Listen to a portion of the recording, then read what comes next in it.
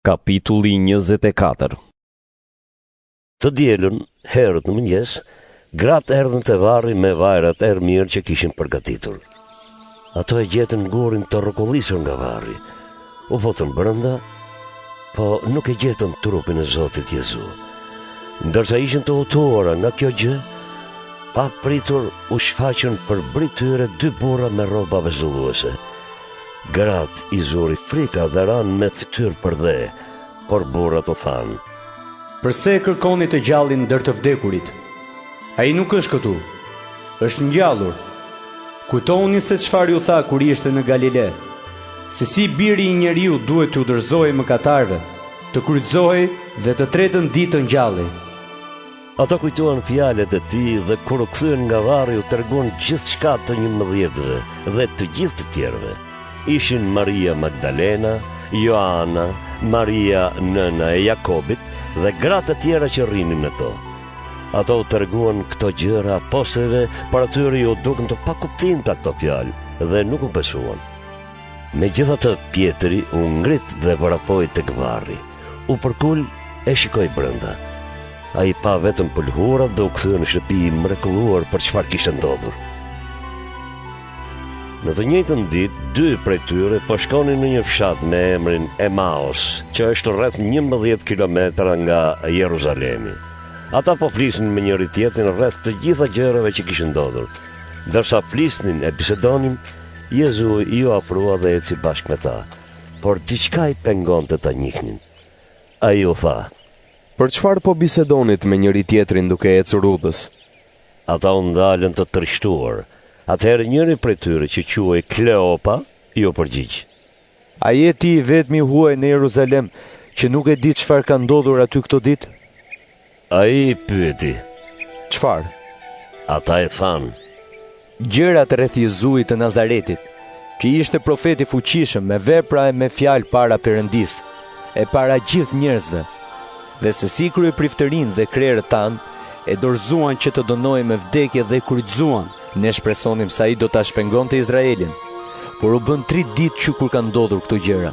Disa gra nga grupi ynë na kanë çuditur. Ato ishin sot në mëngjes herët e varri dhe, pasi nuk e gjetën aty trupin e tij, erdhën e na thanë se u janë shfaqur ëngjëj që u kanë thënë se ai është gjallë. Disa nga ata që ishin me ne shkuan te varri dhe i gjetën ashtu siç u kishin thënë gratë, por atë nuk e pan. Atëherë ai u tha: O të pamend dhe të ngadalt për të besuar çfarë kanë thënë të gjithë profetët. A nuk duhej që Krishti të vuonte këto gjëra e pastaj të hynte në lavdinë e tij? Pastaj ai u shtjelloi të gjitha pjesët e shkrimit të shenjtë që flisnin për të, duke filluar nga Mojsiu deri te të gjithë profetët. Kur ju afrohën fshatit ku po shkonin, Jezu i eci përpara, sikur donte të vazhdonte. Por ata ju lutën shumë dhe i thanë: Rrimene, se po vjen mbrëmja, e dita gati mbaroi. Atëherë ai shkoi e ndenjë me ta. Kur ishte në tryezë me ta, mori bukën, tha lutjen e bekimit, e theu dhe u dha atyre. Atëherë atyre ju hapën sytë dhe e njohën, por ai u zhduk prej tyre. Ata i thanë njëri tjetrit: A nuk na diqte zemra kur na fliste gjatë udhës dhe kur na shpjegonte shkrimet e shenjta? Në atë çast u ngritën dhe shkuan në Jeruzalem, ku gjetën të 11 të tjerë që ishin me ta dhe që po rrinin së bashku. Ata thoshin: Zoti është ngjallur me të vërtetë dhe i është shfaqur Simonit. Atëherë dy dyshepujt u treguan çfarë kishte ndodhur gjatë udhës dhe se si u ishte bërë i njohur në thyrjen e bukës. Ndërsa po flisnin për këto gjëra, Jezu i qëndroi mes tyre dhe u tha: Paqja me ju.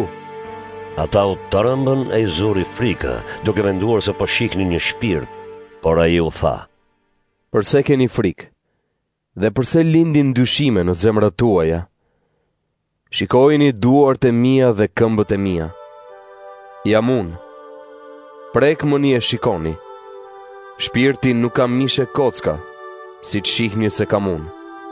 Dhe pasi tha këto, u tregoi duart dhe këmbët. Ndërsa ata ende nuk po besonin nga gëzimi dhe çuditeshin.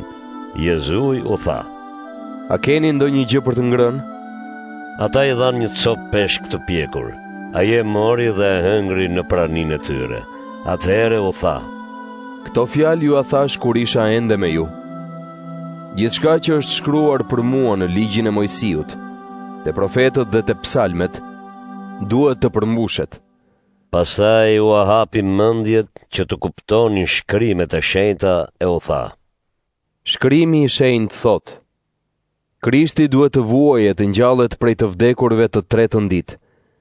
Dhe të gjitha kombeve do të shpallet pendimi e falja e mëkateve, duke filluar nga Jeruzalemi. Ju jeni dëshmitarët e këtyre gjërave. Ja, unë po ju dërgoj premtimin e Atit tim. Prandaj rrini këtu në qytet, derisa të visheni me pushtet nga lart. Pastaj u priu deri në Betani, ngriti duart e i bekoi. Ndërsa po i bekonte, u largua prej tyre dhe u mor në qiell. Ata e adhuruan dhe u kthyen me gëzim të madh në Jeruzalem, ku rrinin vazhdimisht në tempull dhe bekonin Perëndin.